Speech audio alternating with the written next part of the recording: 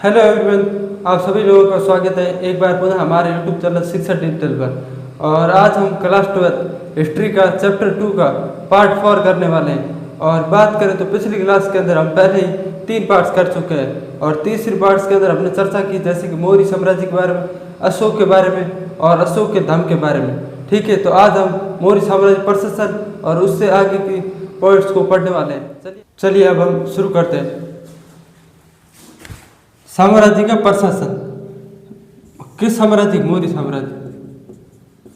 ठीक, 5 प्रमुख राजनीतिक केंद्र थे। जब मौर्य साम्राज्य 5 प्रमुख राजनीतिक केंद्रों के अंदर बटा हुआ था। राजनीतिक मौर्य साम्राज्य की राजनीति पाटलिपुत्र और 4 प्रांतीय केंद्र जैसे तक्षशिला, उज्जैनी, तोसली और स्वर्णगिरी। मतलब जैसे ये भारत का मैप हो गया,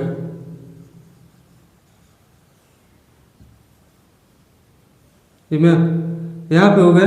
जैसे सबसे पहले बात करें तो तक्षशिला, तक्षशिला यहाँ पे पाकिस्तान के अंदर। और दूसरी बात करें तो उज्जैनी, उज्जैनी यहाँ पे पड़ जाए मध्य भारत के अंदर। और तोसली, तोसली यहाँ पे पड़ जाए पूर्व की ओर। और स्वर्णगिरी कर्नाटक के अंदर। ठीक है, मतलब कि मौर्य साम्राज्य अलग अलग, जैसे ये हो गई राजधानी, राजधानी और 4 भागों के अंदर बटा हुआ था जैसे तक्षशिला, उज्जैनी और तोसली और स्वर्णगिरी, जिससे सारे प्रशासन पर नियंत्रण रखा जा सके। इन सब का उल्लेख अशोक के अभिलेखों में किया गया है। ठीक है, और अभिलेखों के परीक्षण से आधुनिक पाकिस्तान जो पश्चिमी उत्तर सीमांत से लेकर आंध्र प्रदेश, उड़ीसा, उत्तराखंड तक स्थान पर एक जैसे संदेश उत्कीर्ण किए गए हैं। मतलब कि अशोक के जो अभिलेख थे जो जैसे पाकिस्तान के पश्चिमी उत्तर सीमांत पर मिले हैं और आंध्र प्रदेश, उड़ीसा, उत्तराखंड जैसे स्थान पर अशोक के अभिलेख उत्कीर्ण कराए गए हैं। और आगे बात करें तो तक्षशिला और उज्जैनी दोनों लंबी दूरी वाले महत्वपूर्ण व्यापार मार्ग पर स्थित थे। मतलब कि तक्षशिला और उज्जैनी महत्वपूर्ण व्यापारिक मार्ग पर जैसे उपस्थित थे। ठीक है, जिससे व्यापार का आगमन आसानी से हो सकता था। और जबकि स्वर्णगिरी जिसे जिसका अर्थ होता है सोने के पहाड़, जो कर्नाटक में है और सोने का खदान के लिए उपयोगी था। मतलब कि मौर्य साम्राज्य जब मतलब कि अवस्थित था, अवस्थित उस समय सोने का जो आयात था वो कहाँ से किया था? स्वर्णगिरी, जो कर्नाटक के अंदर है, जहाँ पे सोने के पहाड़ मिले, सोने के पहाड़ों के अंदर से सोना मिला। ठीक है, तो ये स्लाइड यहीं पे समाप्त होती है। ठीक है, अगर हम अगली स्लाइड पर चलते हैं।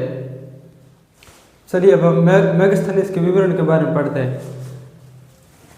मेगास्थनीज के अनुसार सैनिक गतिविधियों के संचालन के लिए एक समिति और 6 उप समितियों का निर्माण किया हुआ था। क्या किया हुआ निर्माण? और पहले बात करें तो जैसे समिति के क्या क्या कार्य थे उनके बारे में बता। नौसेना का संचालन करना, नौसेना मतलब जो समुद्री सैनिक थे उनका कार्य था जैसे लुटेरों से सुरक्षा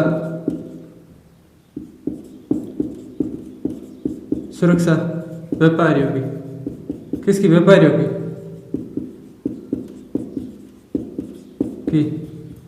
पहले ये हो गया नौसेना का संचालन। दूसरा यातायात और खान पान का संचालन, मतलब कि यातायात और खान पान का संचालन जो सेना थी उनके खान पान के लिए जैसे संचालन करना दूसरा कार्य था। ठीक है, और तीसरा पैदल सेना का संचालन, जो जैसे सेना के अंदर अलग अलग जैसे सैनिक होते हैं, कुछ जैसे अश्वरोही होते हैं, रथरोही होते हैं, मतलब घोड़सवार सैनिक होते हैं, कुछ घोड़े के पीछे बैठे हुए सैनिक होते हैं। उसी प्रकार पैदल सेना होती थी, उसका भी संचालन किया जाता।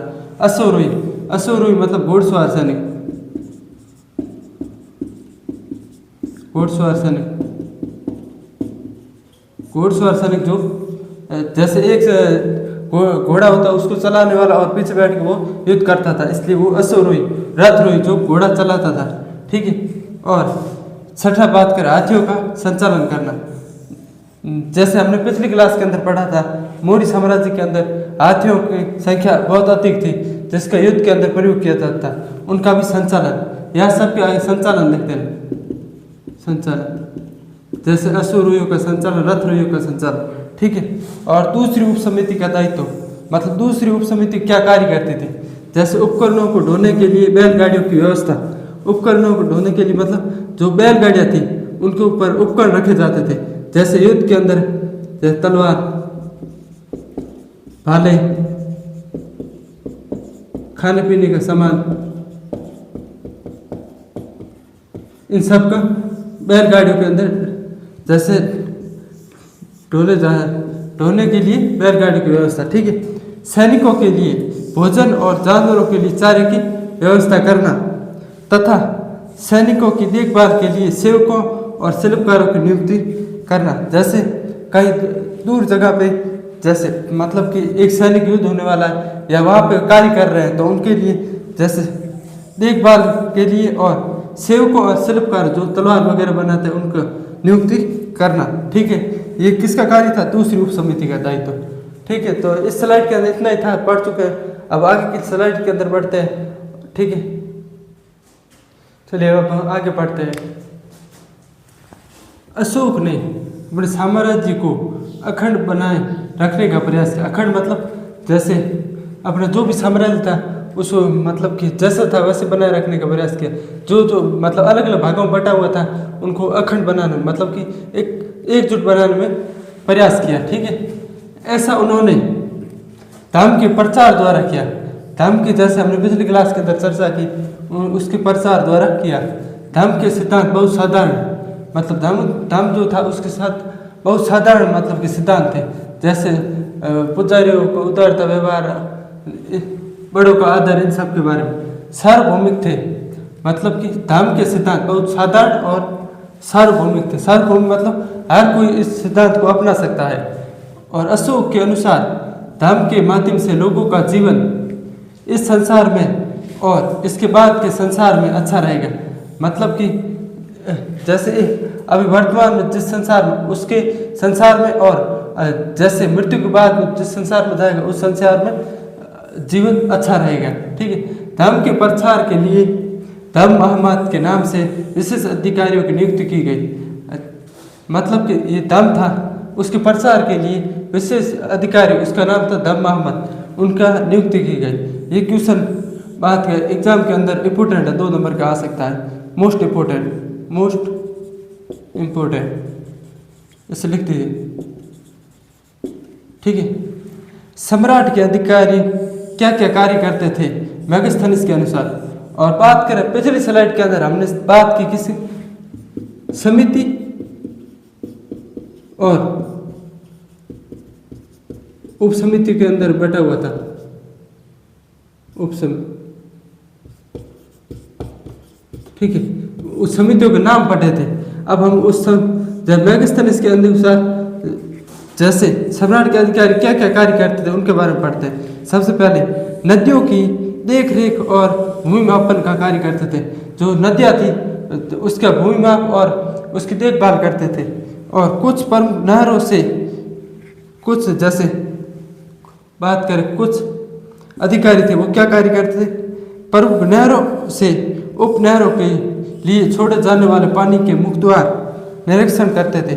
मतलब कि ये नहर है उसका मुख्य द्वार ये होगा समझ लो, उसका निरीक्षण मतलब कि उसकी जांच वगैरह करते थे ताकि हर स्थान पर समान पानी की आपूर्ति हो रही है इतनी। मतलब कि नहर है वो अलग अलग स्थानों पर जा रही है, उसका मतलब पानी हर जगह पे जा रहा है कि नहीं जा रहा, उन सबका निरीक्षण करते थे ये अधिकारी। ठीक है। कुछ कार्य और लिखवाना है वो अगली स्लाइड के अंदर लिखवाता हूँ। चलिए अब हम आगे कार्यों पर चर्चा करते हैं। शिकारियों का संचालन। कुछ अधिकारी मेगास्थनीज के अनुसार शिकारियों का संचालन करते थे। शिकारियों के कृत्यों मतलब कार्यों के आधार पर उन्हें इनाम और दंड देते थे। मतलब कि जो शिकारी थे उनके जो कार्य थे उनके आधार पर उन्हें इनाम और दंड दिया जाता था। और चौथा बात कर कार्य की, कर वसूली करते थे, मतलब अधिकारी, कुछ अधिकारी कर वसूली करते थे और भूमि से जुड़े सभी व्यवसायों का निरीक्षण करते थे। जो भी भूमि से जुड़े हुए व्यवसाय थे उन सबका निरीक्षण करते थे। साथ ही लकड़हारों, बढ़ाई और लोहारों और खननकर्ताओं का भी निरीक्षण किया जाता। मतलब कि जैसे क्या क्या कार्य करते थे एक बार संक्षिप्त में बताता। भूमि से जुड़े कार्य जैसे कृषि कार्य हो गए, लकड़हारे, बढ़ाई और लोहारों, खननकर्ताओं का निरीक्षण किया करते थे। ठीक है, ये कार्य थे कुछ अधिकारियों के। उसके बाद अब न्यू टॉपिक स्टार्ट होता है। आपकी किताब के अंदर न्यू हेडिंग दी हुई 4 नंबर पर, राज धर्म के नवीन सिद्धांत। ठीक है, दक्षिण के राजा और उनके सरदार, उपमहाद्वीप के दक्कन और उससे दक्षिण के क्षेत्र में स्थित तमिलकम अर्थात तमिलनाडु एवं आंध्र प्रदेश और केरल के कुछ हिस्से में चोल और चेर पांडी जैसे सरदारियों का उदय हुआ। मतलब एक बात, जैसे ये मैप है, समझ लो इस प्रकार मैप है। इधर ऊपर की साइड मतलब उत्तर की साइड होगा मौर्य साम्राज्य और दक्षिण के अंदर ये साम्राज्य थे, मतलब चोल, चेर और बात कर पांड्य, इन सब सरदारियों का शासन था। अभी जैसे अब बात कर तमिलनाडु बहुत प्रसिद्ध हो गया अभी चुनाव के कारण, हर किसी को पता है दक्षिण के अंदर है तमिलनाडु। ठीक है, उससे ये राज्य बहुत ही समृद्ध और स्थायी सिद्ध हुए। मतलब कि जो दक्षिण के अंदर राज्य थे वो समृद्ध थे आर्थिक रूप से वगैरह और स्थायी, मतलब ज़्यादा समय तक चले। ठीक है, तो अब हम अगली स्लाइड पर चलते हैं। ठीक है, अब हम आगे बढ़ते हैं लेफ्ट स्लाइड के अंदर। सातवाहनों ने पश्चिम और मध्य भारत के कुछ हिस्सों पर शासन किया, लगभग दूसरी शताब्दी ईसा पूर्व से दूसरी शताब्दी ईस्वी तक। ये हमने पहले ही समझा चुके हैं शताब्दी और ईसा पूर्व के बारे में। जो सातवां शासक थे उन्होंने पश्चिम और मध्य भारत के अंदर कुछ हिस्सों पर शासन किया। ठीक है, उसके बाद शक मध्य एशियाई मूल के लोग ने उपमहाद्वीप के उत्तर पश्चिम भागों में राज्य स्थापित किया।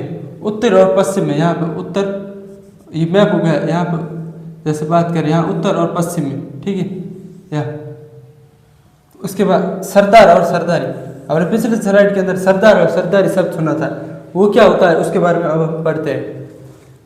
सरदार एक शक्तिशाली व्यक्ति होता है, मतलब जो सरदार होगा वो शक्तिशाली व्यक्ति था जिसका पद वंशानुगत भी हो सकता है। वंशानुगत मतलब पीढ़ी दर पीढ़ी, जैसे दादे से पोता, जैसे दादा से पिता, पिता से पोता वाला सिस्टम वंशानुगत भी हो सकता है और नहीं भी हो भी सकता है और नहीं भी। उसके समर्थक उसके खानदान के लोग होते हैं, मतलब कि जो सरदार होता है उसके समर्थक, बात करें रिश्तेदार होते हैं उसके खानदान। ठीक है, और इस सरदार के कार्यों में विशेष अनुष्ठान का संचालन करना। सरदार का क्या क्या कार्य होता है उनके बारे में बात करते हैं। विशेष अनुष्ठानों का संचालन करना, युद्ध के समय नेतृत्व करना, मतलब कि युद्ध होता है उसके समय राजा नेतृत्व करता है, उसी प्रकार सरदार भी अपने सैनिकों का नेतृत्व करता है। और विवादों को सुलझाने में, जैसे किसी ग्रामीण इलाके में कुछ झगड़ा पकड़ा हो उन सब का विवादों को सुलझाने का कार्य करता था। उनकी मध्यस्थता की भूमिका निभाना शामिल है। ये सब क्या सरदार के कार्य थे। एक क्वेश्चन आ सकता है 2 नंबर का, सरदार के क्या क्या कार्य थे, उनके अंदर आप लिख सकते हैं अनुष्ठान का संचालन, युद्ध का नेतृत्व, विवादों का सुलझान, मध्यस्थता की भूमिका निभाना, ये सब शामिल है। ये सब लिखते रहे। वह अपने अधीन लोगों से भेंट लेता था, मतलब कि जो सरदार था उसके मतलब जैसे कुछ प्रांत थे उसके अंदर व्यापारी वर्ग, जैसे ग्रामीण वर्ग, कृषक वर्ग था, उन सब से वो भेंट लेता था। और जबकि राजा कर वसूली करते थे, मतलब जो ये यहाँ पे कंपैरिजन किया गया, राज्य मतलब कि जो राजा था वो कर वसूली करते थे और जो सरदार थे वो अपने जैसे अपने प्रांत के अंदर रहने वाले लोगों द्वारा भेंट दिया जाता था उनको, और अपने समर्थकों में उस भेंट का वितरण करता है। मतलब जो सरदार है उनके समर्थक होते हैं, समर्थक जो भी भेंट प्राप्त होगा उनका इन समर्थकों के अंदर बंटवारा किया जाता था। और बात करें तो सरदारी में सामान्यतः कोई भी स्थायी सेना और अधिकारी नहीं होते थे, मतलब इस सरदार होते थे वो छोटे छोटे भागों के अंदर बटे मतलब होते थे, उनके पास मतलब कि कोई स्थायी सेना और अधिकारी नहीं होते थे। ठीक है, तो आज की क्लास हम यहीं पे समाप्त करते हैं। ठीक है, और इस क्लास के अंदर जो वर्ड आपको समझना है, जो मतलब आपको पॉइंट समझना है, वो कमेंट उसके अंदर बताएं। जैसे हम मतलब कि कुछ का उत्तर हम बात करें तो कमेंट के अंदर दे देंगे। अगर कमेंट के अंदर सरल भाषा में नहीं समझ पा रहे तो उसको नेक्स्ट क्लास के अंदर आपके जो भी मतलब कि डाउट होगा उसको हम सुलझाने का प्रयास करेंगे। ठीक है, तो आज की क्लास हम यहीं पे समाप्त करते हैं, मिलते हैं नेक्स्ट वीडियो के अंदर।